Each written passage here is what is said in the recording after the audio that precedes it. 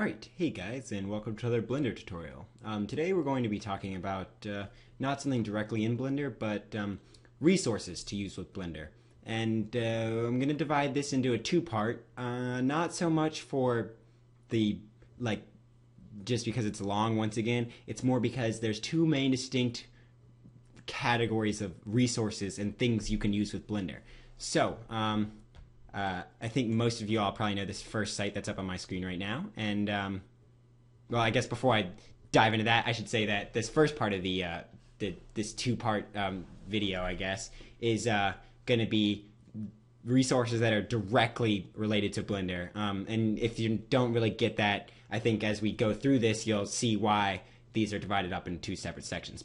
So let's get right in. So this first site, I think most of you all probably know if you have Blender, is the blender.org site. And the links for all these sites that I'm about to show will be in the description, so if you would like to check them out, they'll be there for you.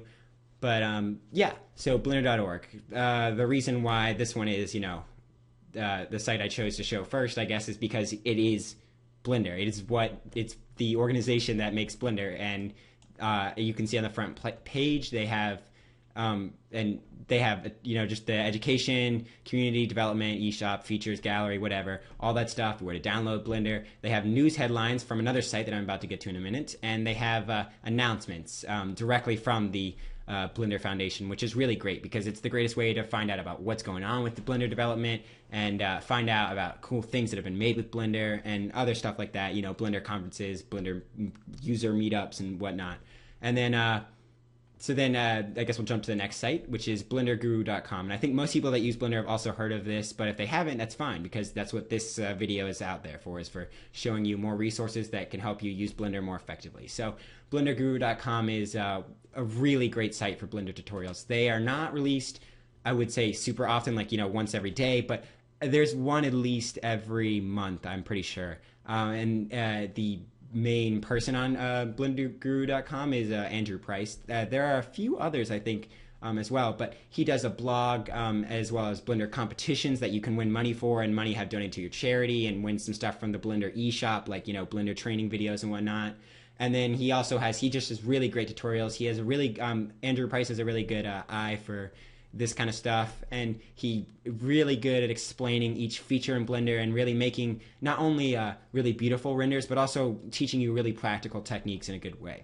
So we're going to jump over to the next site here, which is cgcookie.com/blender, or blendercookie.com will redirect you to the site as well. And Blender Cookie is part of the CG Cookie main site, which the CG Cookie main site is developed to have tutorials for all sorts of 3D modeling programs. Blender Cookie is specifically for Blender, and it is really good. Tutorials are released quite often. The main person at Blender Cookie is Jonathan Williamson, but there are also a few others. They show you how to use just all sorts of features in Blender, and they have a lot of tutorials. As you can see here, here's all the different types of tutorials you could go to, and within these categories there are tons within each, and they are really good. And Jonathan Williamson, as well as the other people that work there, are really good at explaining each one of these. So we're going to jump over to the next site, which is blendernerd.com.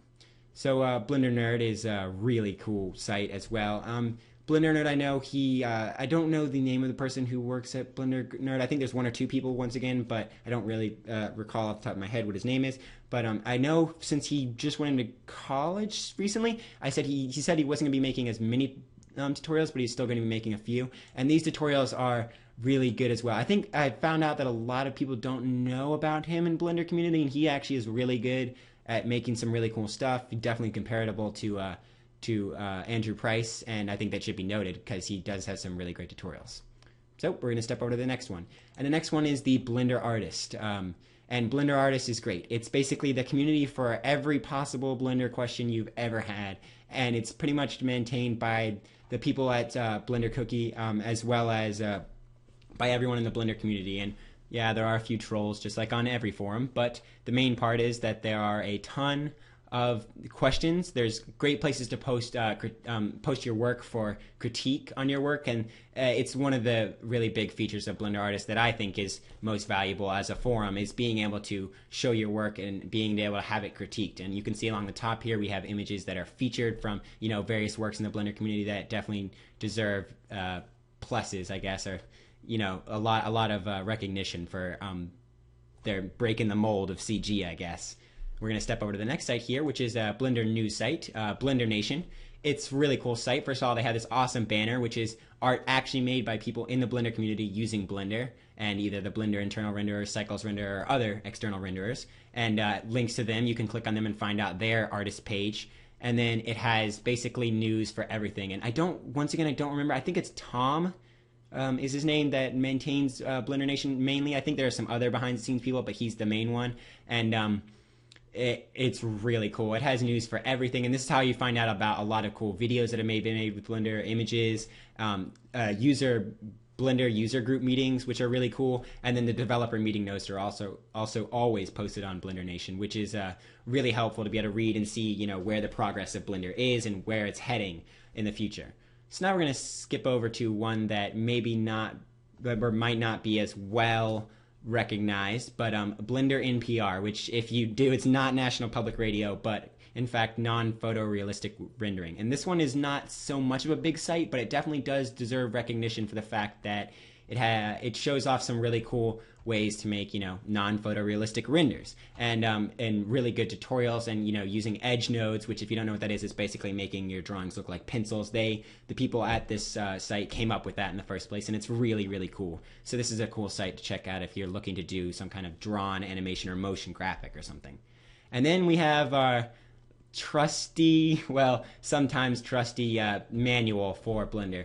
And I would have to say that the manual is not perfect. It's a little wordy at sometimes, and it's written by a lot of Blender users, but it's also written mainly by people that have coded stuff in Blender. So it can sometimes be a little wordy, and the concepts can sometimes be a little bit advanced. But this is usually one of the first places I look if I'm looking up something. If it's something really quickly, like I think something with the cloth simulation is a bug, when in actuality I go on the user manual and find out that it's just something that I did not know, or wind's not working and I need to find out why. Then I realize I didn't set a setting because it talks about it. And so the manual can actually give a very good overview of a process in Blender. We're also going to open up another tab here, which I had completely forgotten about until now, which was the Blender Network. And I don't know the actual site URL, but I'm sure it will be in the description. Yeah, blendernetwork.org, of course, I should have guessed. This is a relatively new site, and basically if you're a somewhat professional Blender user, or you do Blender or use Blender in your profession as a job, you sign up with the site, and then you can post your work, and it's basically a network of Blender professionals. And it's a really cool place to see work of how Blender's being used in an actual work field and task force, I guess, everyday working people. And it's just a really cool way to see some really exceptional work that people have paid for. And it's just interesting to see the final product and look around for people. And it also features major members of the Blender community, of course, because that is what they do for their job.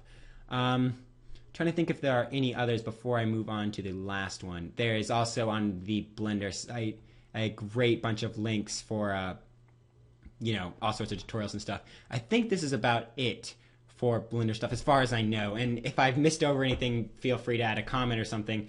Because I'm sure there are one or two things that have either blown my mind, or not blown my mind, but that would not be the right expression.